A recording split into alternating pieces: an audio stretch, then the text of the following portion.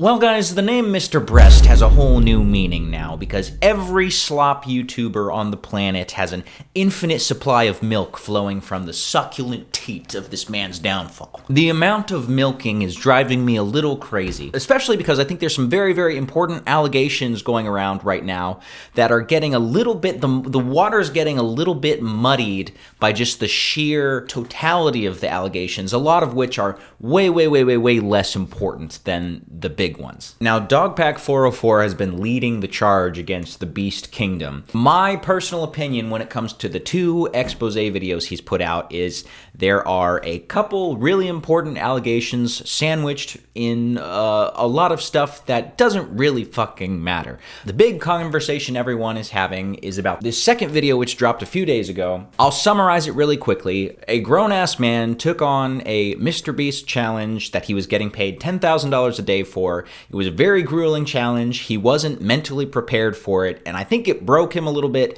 Emotionally, the video packs a punch. I feel for the guy emotionally.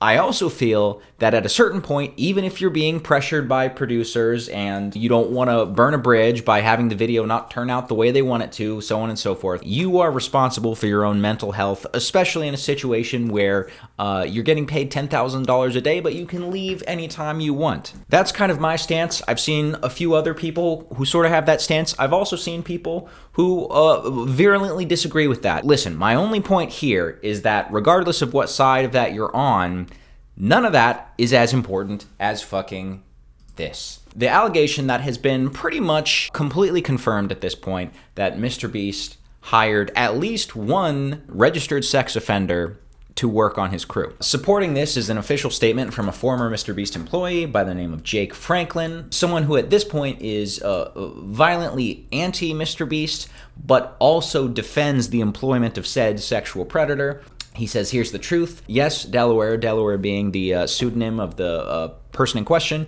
is my brother-in-law. Yes, he is a registered sex offender. When he was 21, a 16-year-old girl accused him and others of SA when she was 11. Delaware took a plea deal. That's why there was no jail time, but he still had to register. Before being hired, Delaware sat down with Jimmy and Sue, Jimmy's mom, and explained to them everything, so yes, Jimmy knew. But again, this incident happened in 2010. Delaware was hired in 2017, 2018. Delaware was also let go from the company before I was. Delaware charges are set to be dropped this fall. Delaware has been nothing but a good person, blah, blah, blah, blah, blah, blah, blah, vouching for his character. Now, that is a big deal to me for two reasons. One, if you are on the Mr. Beast team, you are helping organize the event in which a bunch of people are competing for a ton of money. That puts you in a position of potential monetary power over people. That is not a position we should have people with a history of being a sexual predator in. Secondly, and even more importantly, often the people involved are children.